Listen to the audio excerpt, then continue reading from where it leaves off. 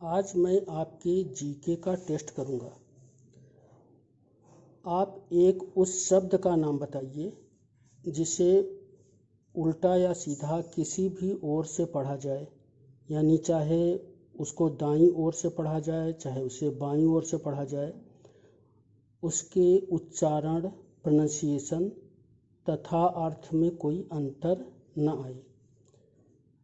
यानी आपको एक पैलिंड्रोमिक शब्द का नाम बताना है। एक भाषा है भारत की और बहुत ही समृद्ध भाषा है, दक्षिण भारतीय भाषा है, और उसे आप चाहे जिस दिशा में पढ़िए, उल्टा पढ़िए या सीधा पढ़िए, उसके उच्चारण में कोई अंतर नहीं आता है। वह भाषा है मलयालम।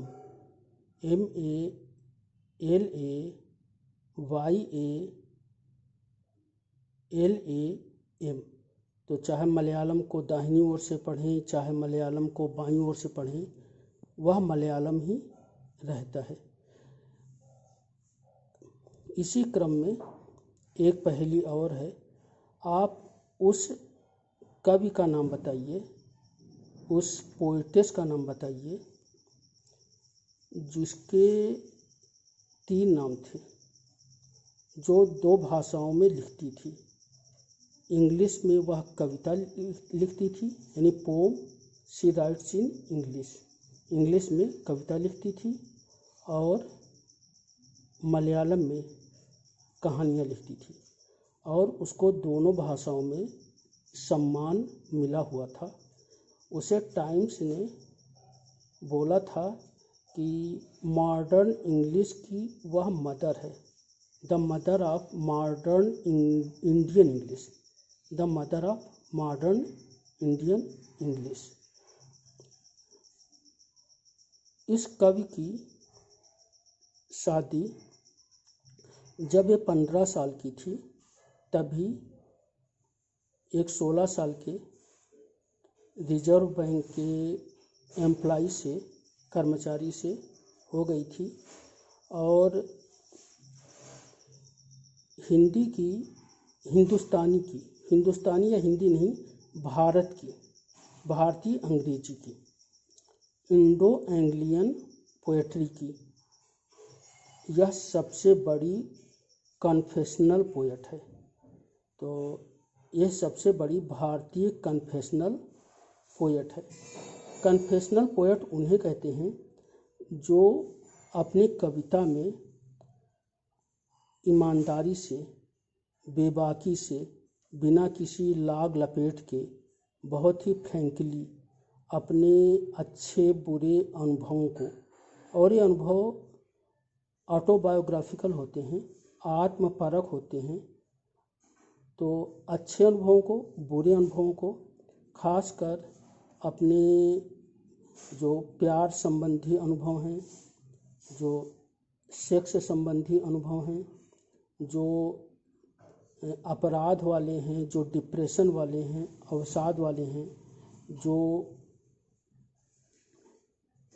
धोखा खाने वाले हैं, तो इन सारे अनुभवों को जो अपनी कविता में फ्रैंकली व्यक्त करता हो, और ये अवसादमय होते हैं। सिल्विया प्लाथ अमेरिकन पोएटेस थी। सिल्विया प्लाथ में बहुत बड़ी कन्फेशनल पोएट थी। एमी लोवेल कन्फेशनल पोएट हैं, एंड सेक्सटन कन्फेशनल पोएट हैं। तो वैसे जिस पोएट की हम बात कर रहे हैं वो प्रसिद्ध भारतीय कन्फेशनल पोएट है। इनका जन्म 31 मार्च 1934 को पुण्यारकुलम, मलाबार, केरल में हुआ था। केरल को देवताओं का खुद का देश कहते हैं और बहुत ही सुंदर समुद्र तटीय दक्षिण भारत का एक राज्य है। इनके पिता वीएम नायर थे, जो कि उस समय के सबसे प्रसिद्ध अखबार समूह मातृभूमि से संबंधित थे, और मातृभूमि दुनिया में सबसे ज़्यादा पढ़े जाने वाले अखबारों में से एक था। इनकी माँ नलपत बालमणि अम्मा स्वयं में कवि थी। उनको द पोएट ऑफ या द पोएटेस ऑफ मदरहुड कहा जाता है। उनको पद्म भूषण मिला हुआ था। तो इनके माँ, इनके पिताजी सभी लोग साहित्य से संबंधित थे। परिवार बहुत ही संभ्रांत था और उतना ही रूढ़िवादी ऑर्थोडॉक्स था, पारंपरिक परिवार था। तो पढ़ाई लिखाई इनकी घर पर ही 15 वर्ष तक हुई और 15 वर्ष की आयु में इनकी शादी कर दी गई। जिस व्यक्ति से इनकी शादी हुई तो इनके जो स्पाउस थे, इनके जो हस्बैंड थे, वे के माधव दास थे। और के माधव दास सामान्य व्यक्ति थे, वे कोई कवि नहीं थे, इनकी तरह इमोशनल नहीं थे। तो मानसिक रूप से दोनों लोगों का जो मैच था, दोनों लोगों की जो बराबरी थी वह नहीं थी। कमला दास मानसिक रूप से अतृप्त रहीं। उनके बहुत सारे प्रेमी आए और उन लोगों ने इनको धोखा भी दिया और इनको कुछ अविस्मरणीय क्षण भी दिए। लेकिन कवि ने अपने पति माधवदास का साथ नहीं छोड़ा और अपनी भावनाओं को इन्होंने कविताओं में व्यक्त किया। इनकी जो पहली कविता का संग्रह है वो समर इन कलकत्ता है। समर इन कलकत्ता 1965 में प्रकाशित हुआ था। समर इन कलकत्ता में एक बहुत ही प्रसिद्ध कविता है एन इंट्रोडक्शन। तो एन इंट्रोडक्शन के बारे में कुछ इसके पंक्तियां हैं, उन्हें ज़रूर पढ़ेंगे। और एन इंट्रोडक्शन का जब भी कमला दास का नाम लिया जाता है तो एन इंट्रोडक्शन का संदर्भ जरूर आता है। द डिसेंडेंट इन 1967 की कविता का संग्रह है। 1965 समर इन कलकत्ता 1965 में है और the descendant 1967। The old play house and other poems 1973 इनका एक नावल है। Alphabet of lust 1977। इनकी ऑटोबायोग्राफी माई स्टोरी 1976 की है। मलयालम में इंटे कथा नाम से प्रकाशित हुई थी। माई स्टोरी 1976 को साहित्य अकादमी अवार्ड मिला था। जब इनकी माई स्टोरी ऑटोबायोग्राफी प्रकाशित हुई थी तो इसे विश्व की बहुत सी भाषाओं में इसका अनुवाद किया गया और लोग पढ़ करके शॉक्ड हो जाते थे।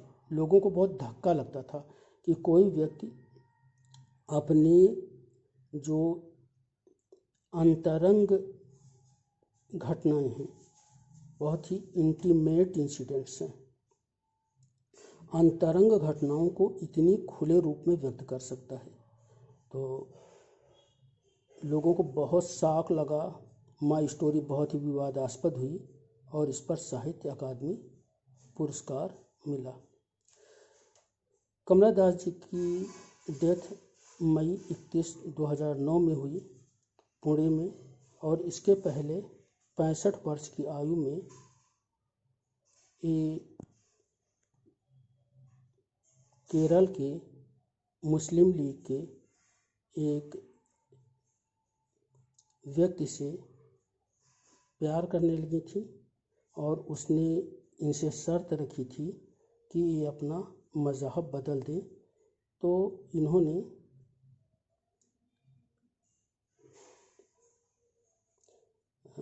changed her name and her religion at the age of 65 and renamed herself as Kamala Suraiya.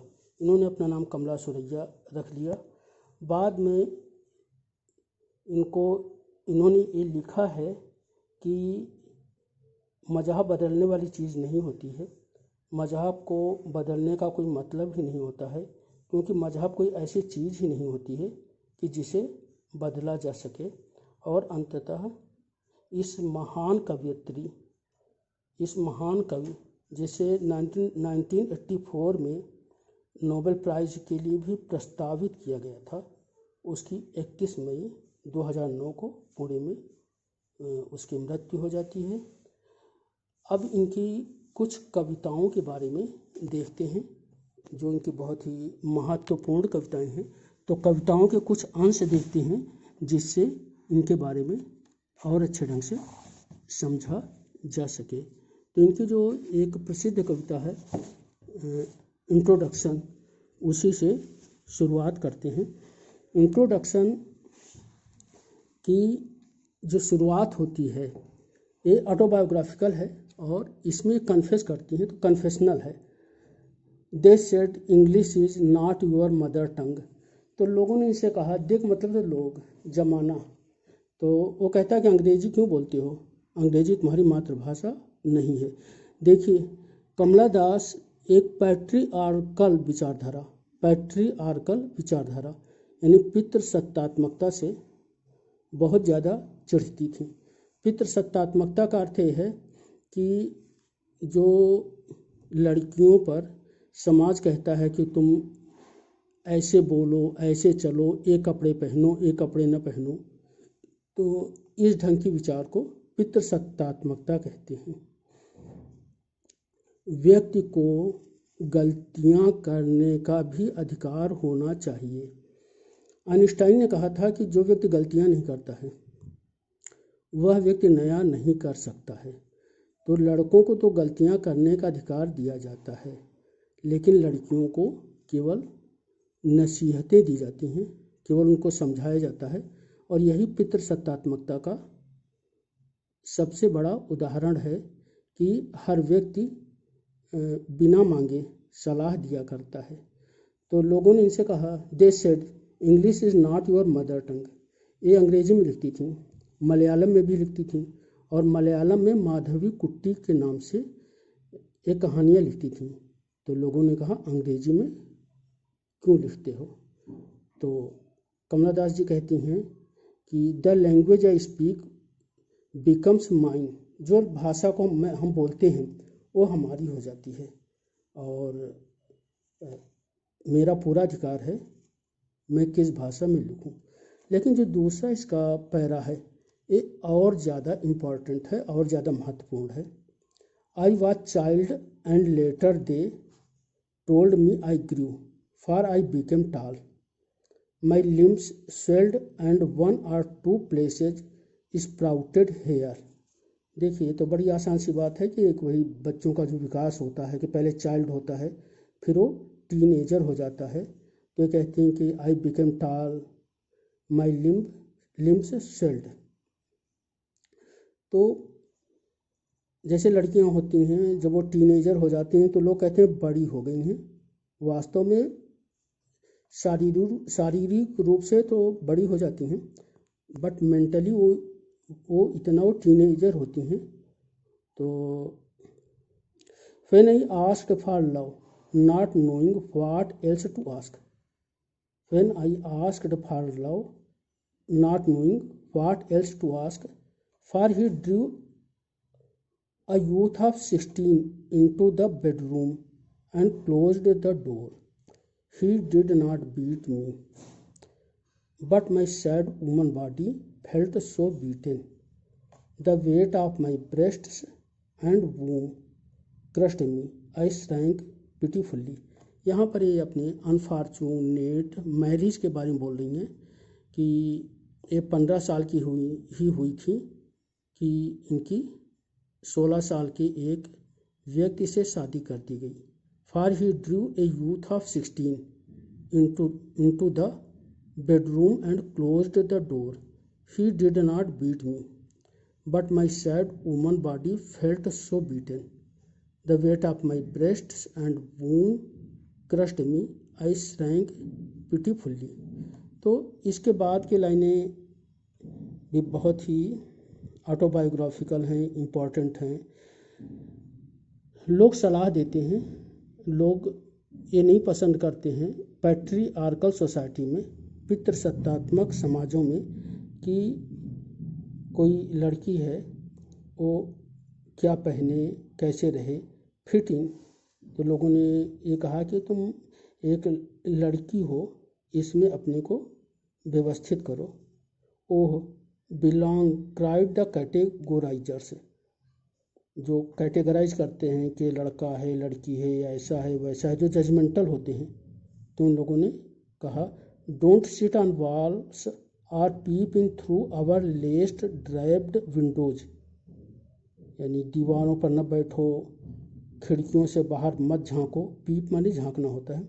B Amy or be Kamala or better still be Madhavi कुट्टी, मतलब एमी बन जाओ या कमला बन जाओ, या और बेटर है कि माधवी कुट्टी ही बन जाओ। तो जो कैटेगराइजर हैं उन लोगों ने एक कैटेगरी बना दी कि आप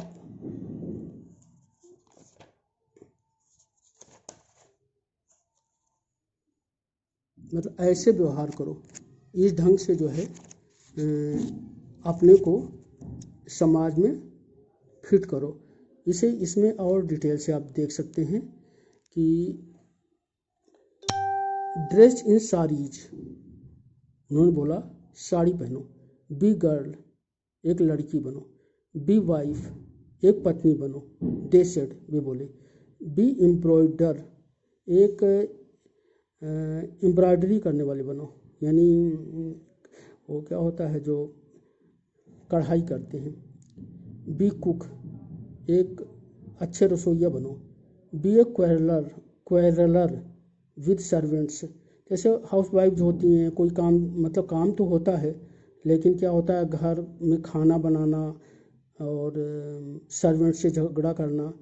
फिट इन, यानी अपने को व्यवस्थित करो, किसी रोल में, किसी भूमिका में अपने को व्यवस्थित करो।